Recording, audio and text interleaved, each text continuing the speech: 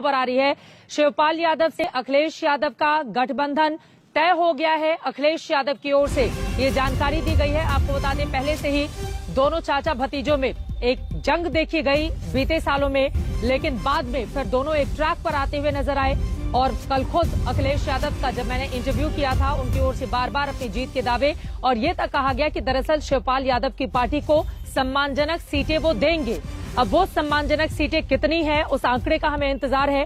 403 विधानसभा की सीटें हैं। आपको बताते चले, पिछले बार कांग्रेस के साथ मिलकर अखिलेश यादव को सिर्फ 47 सीटों पर जीत मिली थी, जबकि 7 सीटें कांग्रेस पार्टी के खाते में आई थी। लेकिन शिवपाल यादव ने जब अलग पार्टी बनाई, समाजवादी पार्टी से अलग होकर, तो फिर माना जा रहा था कि सम्मानजनक सीटें अखिलेश यादव की ओर से दी जाएगी। हालांकि दोनों के बीच गतिरोध भी काफी लंबा खिंचा। हालांकि अब चाचा और भतीजे के बीच जो जंग जारी थी, उस पर फिलहाल विराम लगता हुआ दिखाई दे रहा है और गतिरोध खत्म हो गया है। सीटें कितनी दी गई हैं शिवपाल यादव को, इसका हमें इंतजार है। जैसे ही वो आंकड़ा सामने आता है, उस पर फौरन अनुराग भदौरिया बैठे हुए हैं, वही बता देंगे।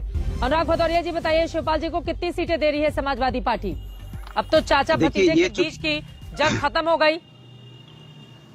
देखिए, सवाल ये नहीं है, सवाल ये है कि उत्तर प्रदेश के अंदर में एक विचारधारा के लोग एक साथ आके, चूंकि जिसको भी उत्तर प्रदेश की जनता की चिंता है, जिसको भी उत्तर प्रदेश के लोग जिस तरह से बदहाल और परेशान कोविड काल में हुए, जिस तरह से महंगाई और बेरोजगारी से जूझ रहे हैं, उत्तर प्रदेश के लोग जो दर्द झेल रहे हैं भारतीय जनता पार्टी की सरकार में, जिसको भी उत्तर प्रदेश के लोगों की चिंता है, उत्तर प्रदेश की चिंता है, वो एक साथ मिलकर जरूर चुनाव लड़ेंगे। क्योंकि जब से भारतीय जनता पार्टी की सरकार पार्टी के भीतर भी देखी थी ना, वरना चाचा को क्यों अलग जाना होता? एक महाभारत तो आपकी पार्टी के भीतर भी थी ना, तभी तो चाचा अलग हो गए। अब बताइए, मेन खबर आ रही है सर, आपके पास एक्सक्लूसिव जानकारी होगी, थोड़ा दर्शकों की जानकारी बढ़ जाएगी। बताए ना शिवपाल जी को कितनी सीटें दी गई हैं? मैं आपसे कहते रहा हूँ, अरे वो तो आपको पता चली जाएगा जब हम सीटों का आपस में बातचीत हो जाएगी। लेकिन बात यह है कि उत्तर प्रदेश के अंदर में किसानों के सम्मान के लिए, युवाओं के सम्मान के लिए, महिलाओं के सम्मान के लिए और उत्तर प्रदेश के सम्मान के लिए सब एक साथ मिलके, ये जो छोटे दल हैं, साथ मिलके चुनाव लड़ेंगे और भारतीय जनता पार्टी को उत्तर प्रदेश से विदाई कर देंगे। चाहे कितनी भी रैली और मीटिंग, चाहे उत्तर प्रदेश में आके भारतीय जनता पार्टी के शीर्ष नेता कर लें, प्रधानमंत्री जी कर लें, या 10-10 मुख्यमंत्री ले आए, या और भी कहीं से मुख्यमंत्री मोदी जी का नाम लेने से बचते क्यों हैं आप लोग? कल मैंने ये सवाल भी पूछा था आपके मुखिया से, अखिलेश जी से। कल मैंने ये सवाल भी पूछा था कि नरेंद्र मोदी का नाम लेने से इतना बचते क्यों हैं आप लोग?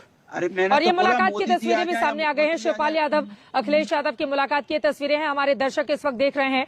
और यकीनन चाचा भतीजे के बीच एक अलग तरह की जंग चल रही थी। क्या दोनों साथ में लड़ेंगे, नहीं लड़ेंगे, बार बार इस तरह के कयास थे। हालांकि इनका जो कोर वोटर है, खासतौर से जो यादव वोटर है, उसके बीच एक कुहापोह की स्थिति भी बीते चुनाव में हम सब ने देखी थी। लेकिन फिलहाल चाचा और भतीजे अब एक साथ आ गए हैं। ये तस्वीरें आप जैसा कि देख पा रहे हैं टीवी स्क्रीन पर, और इन तस्वीरों के जरिए यकीनन एक संदेश देने की कोशिश, दोनों एक ही रंग में रंगे हुए दिखाई दे रहे हैं।